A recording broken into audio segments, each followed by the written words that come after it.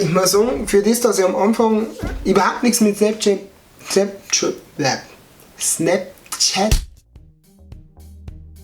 Servus, hallo und Havadere, meine sehr verehrten Damen und Herren, zu einer nackfrischen Ausgabe Bayerisch für Anfänger. Heute behandeln wir ein sehr religiöses Thema, und zwar geht es um Fronleichnam. Und zwar jetzt nicht speziell, was man da feiert, das schneide ich mal kurz an, sondern weil es zelebriert wird. Ich sage es euch jetzt wieder, weil es bei mir daheim ist.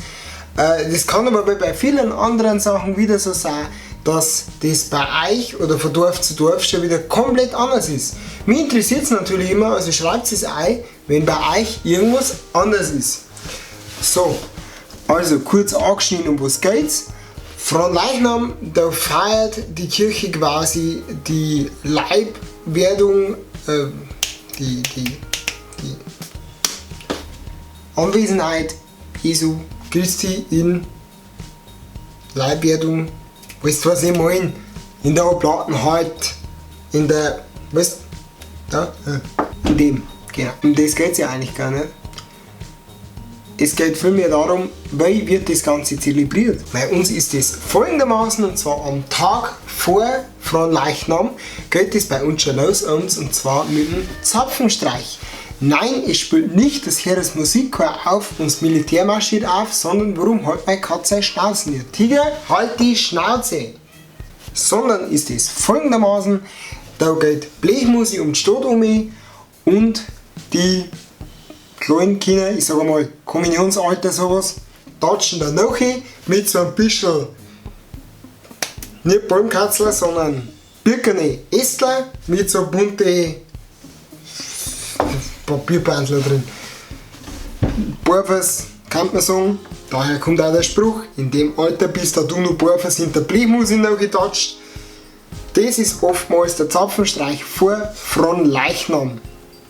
Dann Fronleichnamstag selber. Da geht es schon relativ früh los bei uns, und zwar mit dem Weckruf. Da geht Blechmusik nämlich schon wieder um mich, und das um 6 Uhr in der Früh und weckt quasi die Stadt auf. Da hast du dann meistens die Arschkarte, wenn du im Zentrum wohnst, weil da komme ich als erstes vorbei, und dann ist es meistens 6 Uhr. Wobei das für mich jetzt wieder relativ wurscht ist, weil wir da beschäftigt sind. Und zwar wird dann eigentlich vor den Kirchen oder vor der Kirche im Ort ein Blumenteppich gelegt. Der kann jetzt verschieden ausschauen, da gibt es 1000 Motive, gebt mal auf Google Blumenteppich ein, dann wisst ihr, was los ist. Und quasi mit so kirchlichen Symbolen, christlichen Symbolen, manchmal sticken so Vereine nur mit ein, wenn das jetzt ein KJB oder sowas ist, wer das macht. Neben dem Blumenteppich wird aber noch mehr dekoriert.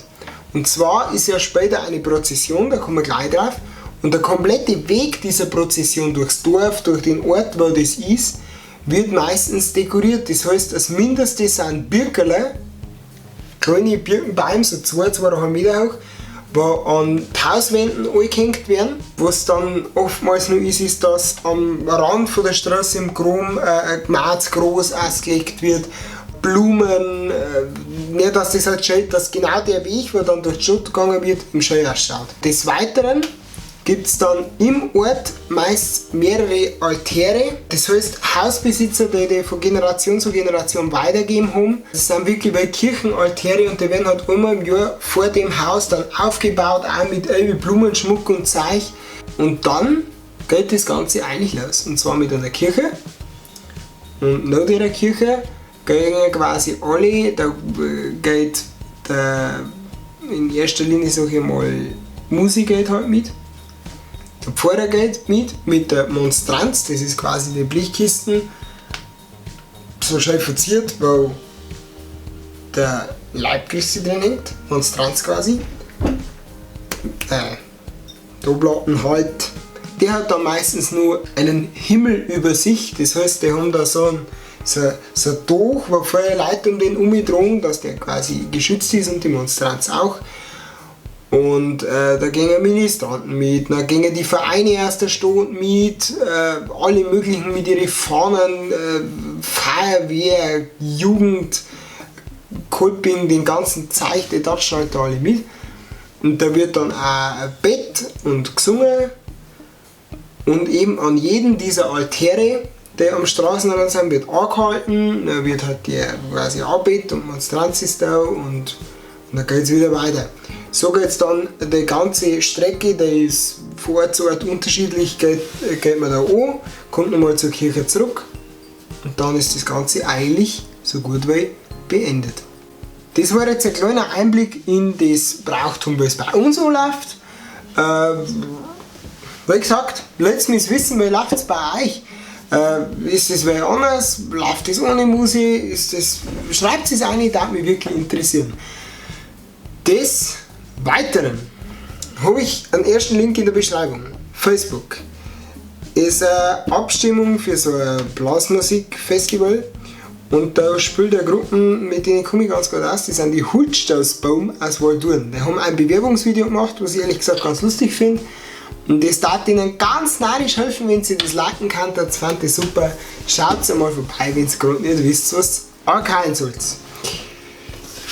Dann war es eigentlich schon wieder soweit. Eine Kleinigkeit möchte ich noch sagen, weil ich mehrfach angeschrieben worden bin von Fans, von Zuschauern. Und zwar zu der Thematik, der eine oder andere hat es vielleicht mitgekriegt, dass der bayerische Freak und der Birger so ein bisschen einen Clinch gehabt haben. Ich habe mich zu dem Ganzen eigentlich nicht wirklich äußern. Ich komme mit dem Freak recht gut aus, ich komme mit dem Birger recht gut aus und ich mische mich da auch nicht ein. Ich habe mit dem Ganzen nichts zu tun. Ich verstehe mich mit beiden super gut. Hoffe, dass es weiterhin so ist. Und ich denke nach dem Video, was jetzt reingekommen ist, dass sich das so ziemlich geklickt hat. Jetzt, hoffe ich zumindest. Ja. Und dann dürft ihr wie immer nackt frisch auf Snapchat vorbeischauen. Weil ich muss sagen, für das, dass ich am Anfang überhaupt nichts mit Snapchat anzufangen gewusst habe, muss ich sagen, gefällt mir das jetzt recht gut, weil du kannst halt wirklich am allereinfachsten mit den Leuten agieren über Snapchat. Dann gibt es da noch Instagram, da haben wir das öfter einmal live, weil ich komme irgendwie mit YouTube live überhaupt nicht klar. Und dann haben wir auch noch Facebook. Da ist zwar in letzter Zeit insgesamt nicht mehr so viel los, aber da könnt ihr natürlich auch vorbeischauen. Wir sehen uns beim nächsten Mal, wenn es wieder ist. Bayerisch für Anfänger. Servus, haben wir dir, tut's gut und seid freundlich.